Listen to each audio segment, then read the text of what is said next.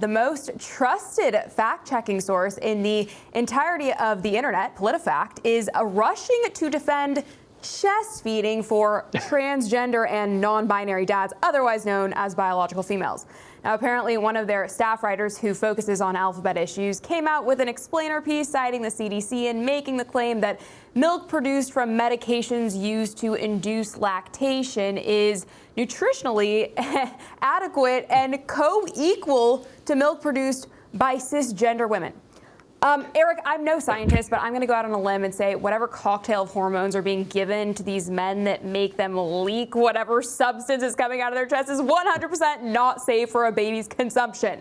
What are your thoughts? Break it down for us. Well, first of all, let's take a look at PolitiFact. First of all, the first stance of their defense is men can get pregnant.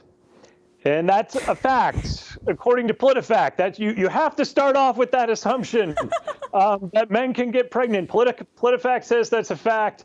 So that says really all you need to know about PolitiFact. Now we can get into the other part, chest feeding and its nutritional value.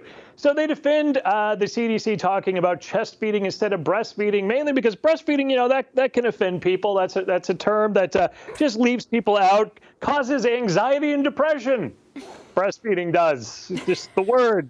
There you go. That's what it says. That's what the piece says. It causes that.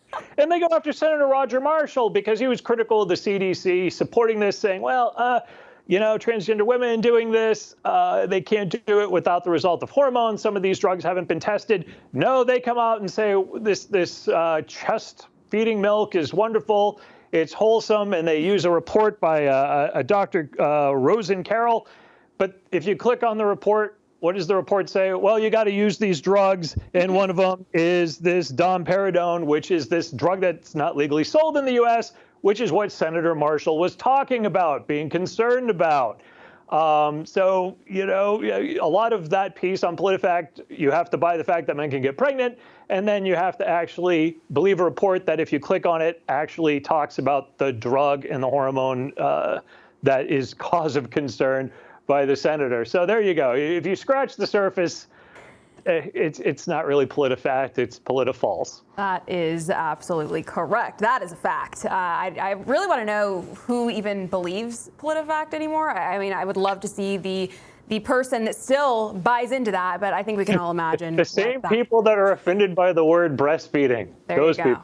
There you go. I'm envisioning a lot of fat and some pretty hairy armpits. Anyway, while we're on the topic of the disturbed, a Japanese man recently fulfilled his childhood dream of being transformed into a Border Collie. And, well, this was the result. Very good. Okay, so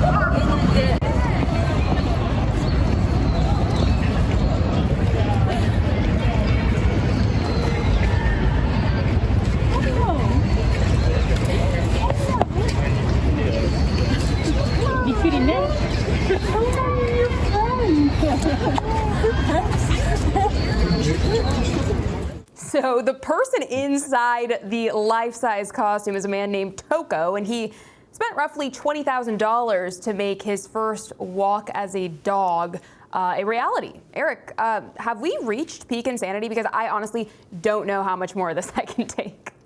Well, at least he admits it's a dog costume. He doesn't claim to be a dog and need to be identified as a dog on social media accounts. So, I've seen more insane things already on the internet. So at least he admits it's a dog costume. If that's what he wants to spend his money on, I don't know. It kind of reminds me of those creepy animatronic, like Chuck E. Cheese robots that sang and played as a kid. It doesn't quite give me a real dog feeling, but if that's what he wants to do, strangely enough, he wants to remain anonymous. We only know his first name. And why? Well, he tells reporters, I rarely tell my friends because I'm afraid they'll think I'm weird. Huh. Really? Wow. Imagine that. That's what a surprise, Toka.